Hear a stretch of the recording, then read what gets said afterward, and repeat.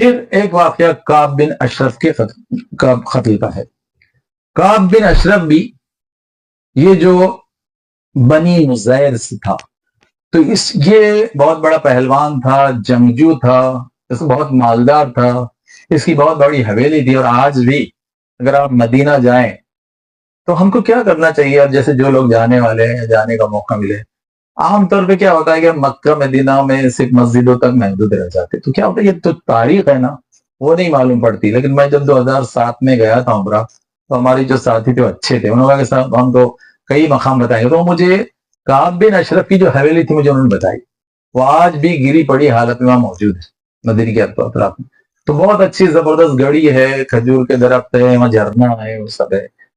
اور وہ گڑی میں جہاں اس کو قتل کیا تھا صحابہ نے جا کے، وہ سب انہوں نے مجھے بتایا۔ خیر، اس کے بارے میں یہ معلوم ہوا کہ جب وہ کہ یہ اللہ کے رسول محترم بہت بڑا دشمن تھا، اور برے برے القاب سے تان تشنی کر کے، اور بڑے ایسے جملے جس میں رحمت عالمین کی بڑی ہرزہ سرائی توہین کی بھی ہے، ایسے جملے جناب وہ استعمال کیا کرتا، بھڑکاتا۔ تو اس کے سلسلے میں یہ جو ہے ابو سفیان مشرکین نے اس سے پوچھا کہ ہمارا دین تمہارے نزدیک پسندیدہ ہے یا محمد صلی اللہ علیہ وسلم کا؟ تو کعب بن اشرف نے کہا تھا کہ تم لوگ ان مدینے والے مسلمانوں سے زیادہ ہدایت یافتہ اور زیادہ افضل ہو۔ اللہ تعالیٰ نے اس کا جواب دیا سورہ نساء میں، الم تر الی الذین اوتوا نصیبا من الکتاب یؤمنون بالجبت والطاغوت۔ اللہ تعالیٰ نے فرمایا تم نے انہیں دیکھا، نہیں دیکھا کہ جنہیں کتاب کا حصہ دیا گیا ہے، یہود کتاب تھی ان کے پاس، اور وہ جبت یعنی وہ ساری خرابیاں، علائشیں، گندگیاں، اور طاغوت یعنی اللہ کے علاوہ دوسروں کو ماننا، تو یہ اس پر ایمان رکھتے ہیں۔ اور کافروں کے متعلق کہتے ہیں کہ یہ مومنوں سے بڑھ کر ہدایت یافتہ ہے۔ تو اللہ تعالیٰ نے یہ جواب ان کا دیا۔ اور پھر کعب بن اشرف یہ سب کچھ کہہ کر مدینہ آیا، تو اس نے مدینہ کی صحابیات کے بارے میں خراب اشعار کہنا شروع کی، جس میں ان کا مذاق اڑانا، ان کی ہجو کرنا، ان کے جسم اور نقوش کے بارے میں گندی باتیں کہنا، جناب یہ اشعار کرنے لگا۔ اس سے اس صورتحال کو دیکھ کر اللہ کے رسول نے فرمایا کہ کون ہے جو کعب بن اشرف سے نمٹے، کیونکہ اس نے اللہ اور اس کے رسول کو اذیت دی ہے، کیونکہ جس طرح کی حرکتیں وہ کر رہا ہے۔ تو اس کے جواب میں محمد بن مسلمہ، عباد بن بشر، ابو نائلہ، یہ تینوں تیار ہو گئے، اور حارث بن اوس اور ابو ابس بن جبر، یہ 5 لوگ تیار ہو گئے، اور ان کے کمانڈر تھے محمد بن مسلمہ۔ انہوں نے کہا کہ اللہ کے رسول آپ بے فکر رہیے، ہم اس کو قتل کر کے ہی آئیں گے۔ اب جناب گئے تو اللہ کے رسول صلی اللہ علیہ وسلم نے ان 5 سے پوچھا کہ تم میں کون کعب بن اشرف سے نمٹے گا، کیونکہ اس کی بہادری، شجاعت، ہمت، پہلوانی وہ سب اپنی جگہ ہے، تو پہلے یہ طے ہو جائے کہ اس پلاننگ میں کون یہ وار کرے گا، معرکہ آرائی کا، جس میں اس کو ختم کر سکے۔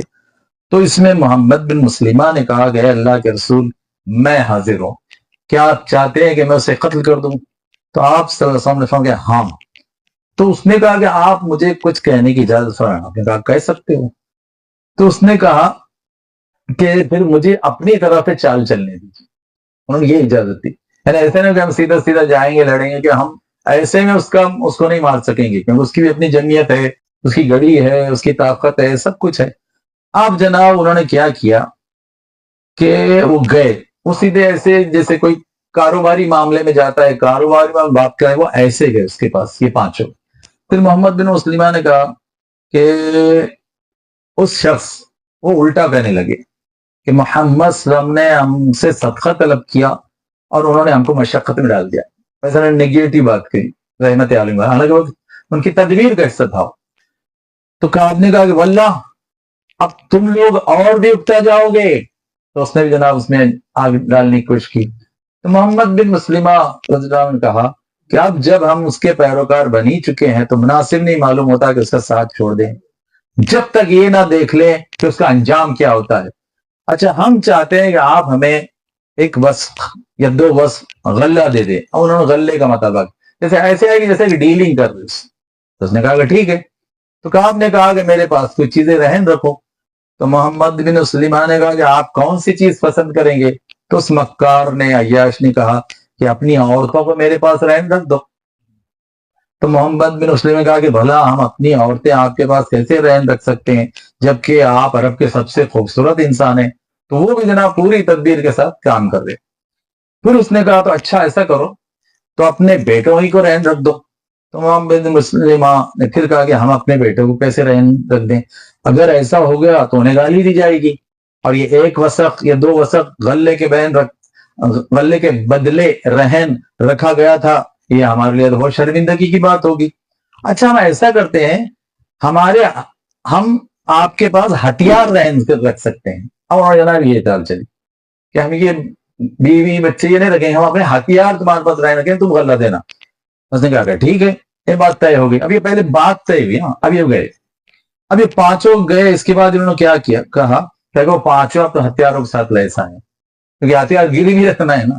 تو وہ لیسا ہے. اب جیسے وہ آئے تو اب جناب اس کے پاس بیٹھے. اب اس نے وہ پہلے تو اشعار سنانا، کیونکہ عرب میں جو ہے نا سب سے بڑا جو مشغلہ ان کا تھا وہ اشعار سنانا. اب میں ذرا یہاں تفصیل نہیں جا سکتا، ورنہ میں آپ کو ایک سیرت کا حوالہ دینا چاہتا ہوں. اکثر سیرت بول کے کتاب ہے اور آپ کو حیرت ہوگی کہ اکثر سیرت کتاب کسی مسلم نے نہیں لکھی. یہ لکھی ہے بشپ جارجیو نے. یہاں ہے بشپ جارجیو، بات منگائی. بشپ جارجیو یہ ہے رومانیہ کے. تو بشپ جارجیو جب سفیر بن کر آئے تھے عرب دنیا میں تب انہوں نے جناب عربی سیکھی کہ بھائی ان سے ذرا معاملہ کرنے میں عربی آنا چاہیے. پھر انہوں نے سیرت پڑھی، انہوں نے عرب کے پورے حالات میں، اور اس کے بعد انہوں نے اسلام قبول کر لیا. اور جناب انہوں نے جو سیرت لکھی وہ 400-500 صفحات کی ہے. وہ میرے پاس ہے، آپ منگا لیجیے، انشاءاللہ منگا لیں. تو اکثر سیرت میں انہوں نے جو نقشہ کھینچا نا پورا خوبیاں کہ عربوں کی خوبیاں کیا ہے. تو انہوں نے کہا کہ عربوں کی خوبیاں کیا ہے کہ وہاں تو بہت زیادہ مشغلہ تھا نہیں. ایسا نہیں جناب وہ سمندر ہے، ساحل ہے، وہ جھاڑی ہے، پہاڑی ہے، ایسا تو کچھ نہیں تھا. تو اس لیے وہ اشعار سے اپنا دل بہلایا کرتے تھے. اشعار گوئی اور اشعار کی لفظ بندی کے بڑے کامل تھے ایک طرح سے، اور بڑے ماہر تھے. تو وہ اشعار جناب، تو یہ جب بھی کوئی مجلس سے بیٹھے تھے ایک دوسرے کو اشعار سناتے. تو کعب جناب وہ اشعار سنانے لگا، وہ اشعار سننے لگے، چلنے لگا. پھر اب انہوں نے کہا کہ سب عرب تو ہمارا دشمن بن گیا ہے، ہمارے بچے مشقت میں ہے وغیرہ وغیرہ. تو اس لیے ہم چاہتے ہیں کہ ہم جو ہے آپ سے زیادہ قریب ہوں، آپ کے ساتھ مال بیچے کرے، ہتھیار رکھے، اور آپ ہمارا ساتھ دیں. اس نے کہا بالکل ہم تو ساتھ دیں گے. بس انہوں نے اشارتاً کہا، میں صاف صاف کچھ نہیں، اشارتاً کہا کہ ہم تمہارے ساتھ ایک معاہدہ کرنا چاہتے ہیں، دوستی بات. میں کہا کہ ٹھیک ہے. اب جناب اب وہ تیسری بار پھر آئے، اور جب وہ تیسری بار آئے تو انہوں نے کہا کہ ارے چلو صاحب کچھ تفریح کرتے ہیں رات میں. وہ رات میں گھوما کرتے ہیں کیونکہ وہاں رات ٹھنڈی ہوتی ہے عرب میں، دن بہت دھوپ ہوتی ہے، 50 تک ٹیمپریچر ہوتا ہے، رات سرد ہوتی. تو پھر اس میں ذرا ٹہلنا وہلنا ہوتا ہے. اور مدینہ ویسے بہت ٹھنڈا ہے، ابھی آج بھی جائیں گے تو آپ مکہ کے مقابلے مدینہ ٹھنڈا ہے. تو اس کی بیوی جو ہے نا نئی بیوی تھی، اس کو کھٹکا. تو اس نے کعب سے کہا کہ کعب تم ان کے ساتھ مت جاؤ، مجھے خون کی بو آ رہی ہے. میں کہا رہے نہیں، یہ تو میرے معاہد ہیں، میرے ساتھ ان کا ایگریمنٹ ہے، معاہدہ ہے، اور یہ میرے پاس ہتھیار رکھنے والے ہیں، میں ان کو ایک وسق 2 وسق اللہ دینا، یہ اس لیے آئے ہیں، ان سے کوئی خطرہ نہیں ہے. تو اس نے کہا کہ دیکھو میں ایسی آواز سن رہی ہوں کہ جس سے گویا خون ٹپک رہا ہے. اس نے اشارہ کیا. تو اس نے کیا کہہ رہے، یہ تو میرا بھائی محمد بن مسلمہ اور میرا دودھ کا ساتھی، وہ اس کا دودھ شریک بھائی بھی تھا، ابو نائلہ. تو میرا دودھ شریک بھائی ابو نائلہ ہے، اور کریم آدمی کو اگر نیزے کی مار کی طرف بھی بلایا جائے تو اس کی پکار پر بھی وہ جاتا ہے.